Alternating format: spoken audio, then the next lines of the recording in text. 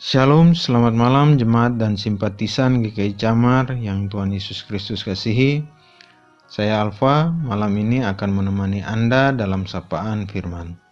Tema malam ini adalah tertolak, lepaskan belenggu luka hati, serahkan perkara kepada Tuhan dan terima kehormatan. Belajar dari Yefta. Mari kita sama-sama buka dan baca kitab Hakim-Hakim 11 ayat 1-3. Adapun Yefta, orang Gilead itu adalah seorang pahlawan yang gagah perkasa, tetapi ia anak seorang perempuan sundal. Ayah Yefta ialah Gilead. Juga istri Gilead melahirkan anak-anak lelaki baginya. Setelah besar anak-anak istrinya ini, maka mereka mengusir Yefta, katanya kepadanya, "Engkau tidak mendapat milik pusaka dalam keluarga kami sebab engkau anak dari perempuan lain." Maka larilah Yefta dari saudara-saudaranya itu dan diam di tanah Tob. Di sana berkumpullah kepadanya petualang-petualang yang pergi merampok bersama-sama dengan dia. Yefta terluka karena ia ditolak keberadaannya dari keluarga. Ia terluka karena ibunya bukan orang baik-baik. Ia terluka karena ia tidak dimiliki oleh keluarganya. Ia terluka karena dirinya yang menanggung akibat dosa yang diperbuat ayahnya. Ciri orang yang mendapat luka pahit di hatinya adalah trauma masa lalu yang begitu melekat di hatinya. Takut menghadapi kenyataan dan berusaha lari dari kenyataan tersebut. Yefta begitu trauma dengan siapa dirinya dalam keluarga Gilead. Ia lari dan seakan menjadi pribadi orang lain yang lebih kuat untuk sekedar menutupi jiwanya yang sebenarnya sedang rapuh. Yefta menjadi penentang dan pemberontak. Ia menjadi bagian dari komunitas para perampok yang suka berpetualang. Ia berusaha membalas rasa sakit hatinya yang ia terima dengan cara meresahkan keadaan masyarakat di sekitarnya. Bukankah ini semua berkaitan dengan hati dan gambar diri kita? Namun Tuhan itu luar biasa. Ia kasih kepada setiap kita dan mau membalut setiap luka anak-anaknya yang mau datang untuk dipulihkan. Seperti tertuang dalam kitab Mazmur 147 ayat 3. Ia menyembuhkan orang-orang yang patah hati dan membalut luka-luka mereka. Tidak sedikit di antara kita pasti mengalami kepedihan dan kepahitan hati karena terluka oleh orang-orang di sekeliling kita. Ada sesuatu hal yang wajar kalau tangan terluka dan berdarah jika ada benda yang tajam menoreh tangan kita. Namun menjadi tidak wajar bagi kita apabila membiarkan luka itu tetap ada dan tidak berusaha mengobatinya. Hati dan perasaan kita bisa begitu terluka dan begitu pahit ketika kita tidak bisa menerima perlakuan dan keadaan yang terjadi saat itu. Perlakuan dan keadaan tersebut tidak sesuai yang kita harapkan dan membuat kita syok.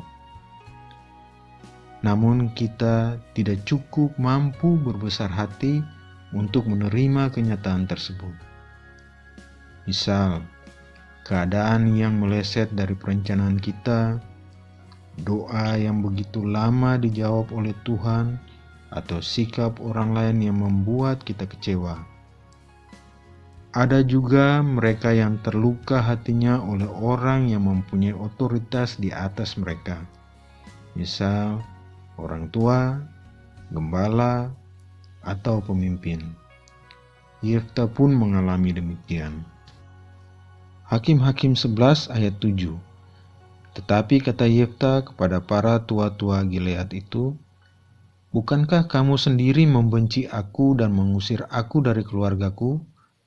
Mengapa kamu datang sekarang padaku pada waktu kamu terdesak? Pernahkah kita merasakan seperti menjadi pilihan yang bukan prioritas dalam komunitas? Terakhir dipilih karena sudah tidak ada pilihan lain, atau bahkan dari awal merasa tidak disejajarkan dengan orang-orang yang berkualitas menurut anggapan kita sendiri. Itulah yang tepat dialami oleh Yefta, yang sudah dikenal sebagai perampok saat itu. Ketika kaum keluarganya mendatanginya, meminta pertolongannya untuk berperang melawan musuh bangsanya, ia mengatakan apa yang keluar dari hatinya yang penuh trauma penolakan dari keluarganya. Ia belum bisa mempercayai keluarganya lagi. Ia menjadi curiga. Nama Yefta tercatat dan jasa kepahlawanannya diingatkan kembali oleh Nabi Samuel kepada bangsa Israel. Karena keputusan Yefta yang benar, ia akhirnya belajar berani menerima kenyataan, walaupun dari hati kecilnya ia masih berpikir bahwa ia hanya menjadi pilihan yang bukan prioritas. Hakim-Hakim 11 ayat 11 mengatakan, maka Yefta ikut dengan para tua-tua Gilead, lalu bangsa itu mengangkat dia menjadi kepala dan panglima mereka. Tetapi Yefta membawa seluruh perkaranya itu ke hadapan Tuhan di Mispa. Kata tetapi menunjukkan keadaan hati Yefta yang berbeda situasi saat itu. Jika para tua Gilead bergirang hati karena ada harapan bagi bangsa Israel untuk menang, hati Yefta sedang sedih.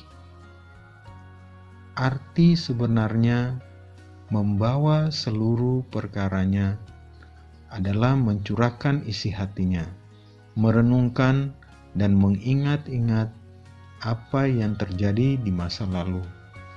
Sebelum ia mengucapkan janji ikrar sebagai kepala dan panglima, ia terlebih dahulu harus membereskan luka masa lalunya dulu. Harus mengubah paradigma dan sikap hati yang salah. Yefta yang artinya Yahweh membuka atau memberi kelepasan dan kebebasan, menumpahkan borok-borok lukanya dalam persekutuannya dengan Tuhan. Sebelum Tuhan melepaskan belenggu luka kita dan membebat luka kita, kita harus terlebih dahulu mengucapkan dan mengakuinya di hadapan Tuhan. Saat kita mengakuinya, maka Tuhan akan membereskan kita dengan firman-Nya. Oleh karena itulah, dalam masa tersebut, kita harus sering bergaul dengan firman dan dalam doa dengan kerendahan hati. Tuhan harus mengeluarkan segala kekotoran di luka tersebut dan membersihkan, kemudian membalutnya dengan firman. Mazmur 62 ayat 9 mengatakan, percayalah kepadanya setiap waktu, hai umat, curahkanlah isi hatimu di hadapannya, Allah ialah tempat perlindungan kita. Kita tidak bisa mengubah masa lalu yang sudah terjadi, tetapi kita bisa membuat keputusan yang benar, sehingga nantinya Tuhan bisa membuat masa depan kita indah bersamanya. Belajarlah dari Yefta yang namanya tidak terlupakan oleh bangsanya. Bukan sebagai pemberontak, bukan sebagai perampok yang meresahkan masyarakat, tetapi sebagai hakim dan panglima yang membawa kemenangan Tuhan bagi bangsanya. Kiranya Tuhan menyertai kita semua. Amin.